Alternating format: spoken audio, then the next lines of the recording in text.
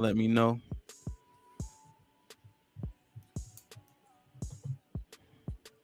Still playing at a high level at 45 when you had to stop at 35.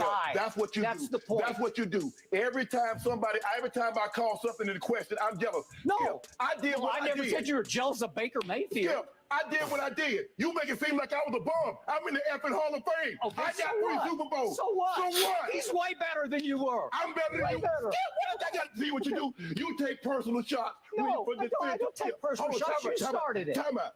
You would take a personal shot at me. I didn't take a personal shot at you. Wait a minute. What are you talking about? You would take a personal. Put your glasses back on. Can I finish?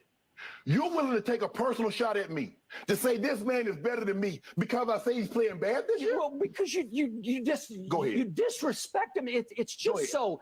You know what? It's beneath your dignity. You would disrespect me to support him. No, well, I'll support him over anybody because he's the greatest player who ever played your game, and it's by far. This cracker. So, ooh, shit. Did you guys see this clip? Yes. Yeah, I think that's happened.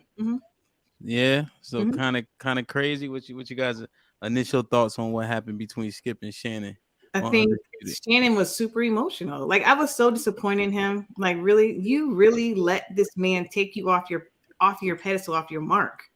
Because Skip's opinion of you matters that much to you. You sat there and got a high-pitched voice, threw your glasses off, very emotive with your hands. I was very disappointed. Like, if you know who you are, Shannon, don't let somebody else's opinion of you take you off your mark. I was disappointed.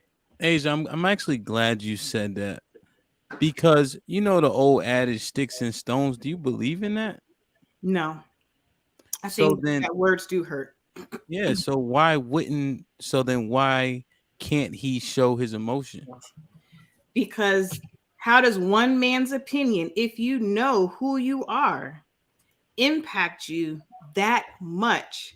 Yes, words can hurt, but they shouldn't take you off your mark, right? If you allow them to hurt, they can hurt. I'm not saying that they can't. They can, but you have to know who you are. And there's no way in the world that man who knows who he is as a player, he's in the Hall of Fame. How are you so offended by this man that you got a high-pitched voice? He was hurt, not even offended. His feelings were hurt. What if his love language is affirmation? So you let this white man Skip just tear you up on TV and your love because he didn't give you your love language? No, know who you are. I didn't know. Well, what I'm saying is, right, and so maybe we can go two ways with this. Okay. Because I think he was offended so much because that's supposed to be his friend. So we could do it one of two ways, right? You could jump in. So I wanted to do this based on work, right? Because he's on national TV at work, right? Mm-hmm. And they know Shannon be flip-flopping a little bit with that code switching shit. Or we could do friendship. But I think work is more appropriate. What you guys think? Work. So sticks and stones, because right? We was having a conversation the other day, Asia, right? Mm-hmm. Like about the Bible and shit. The Bible say your mouth, you run your mouth, it calls for strokes. Like somebody will punch you in your shit for talking too much and talking crazy. It said in the Bible? No, it doesn't say that in the Bible. Okay, what the Bible says about you. So here's the thing: if you does it say I'll punch you in your shit? No, but that's what it's saying. But what the Bible says is that death and life are in the power of the tongue. That's what the word says. The word also says in Proverbs. Okay, I'm talking about in Proverbs as well. It says a man shall eat by his words that he speaks out of his mouth, and so that also equates to. I knew it. A fool lips enter into contention, and his mouth calleth for strokes. Proverbs 18:6. Okay, but can we also talk about the other parts too? Well, here's the thing. I'm just telling you what it says. You talking about no, it doesn't. Like, why would that's not the only thing it says about the words of your mouth. I didn't say only. I said that's what it says. Like, that's why? One of the things it says. Yes, that is one of the things. Because if we go down that road, you're not going to survive. It's not meant to be. This is offline conversation between you and I about what we're going to survive about the Bible. Because I will go there all night with you about that. shit is We're not doing crazy. that today. We're not doing that today. We're doing But right what now. we're saying, well, stop. What I'm saying is stop saying if I'm saying this, why say it doesn't? Because you know I read the shit. I'm just saying I did about too 5,000 times. yeah. So what I'm saying is, well, you didn't know that was in there, right? So, Put him in the fucking bedroom. Get him out. so I know what you're talking about in Paul. You know what Paul said, right? And then just to make the point, right? He that keepeth his mouth keepeth his life. So the Bible does back up the fact that people be saying shit. It ain't just free. Like there is a penalty. So when we saying Shannon acted out, I'm just wondering: are we saying like he shouldn't have, he couldn't have, it's unwarranted?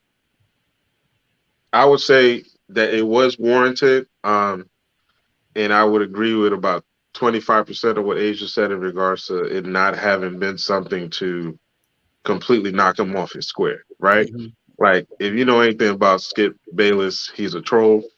Um, he's one of those crackers that gets close enough to black people, but up until the point that he protects whiteness overall, which is the code, right?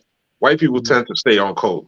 No matter Mm-hmm. what, white people go right back to like, oh no, I got to let you know that you're still a nigga. What I thought was very interesting that it comes on the heels of Shannon Sharp having talked all that shit about Kyrie Irving, right? Talking all that shit in regards to that tweet he put out about the HBCU that allowed him to play football in order to him to go into that Hall of Fame career that he had. And then he was talking shit, talking about, oh, had I had any other choices, I would not have gone to HBCU. So it's like you shitted on your own blackness and your own people twice. And then here comes this skinny ass cracker that you on TV with every single day. And he was the one to press your buttons. He was the one to knock you off your square. So it's just like, yeah, in regards to Ham's question, like, yeah, he should not have allowed this man to knock him off his square, but it's also like you play with your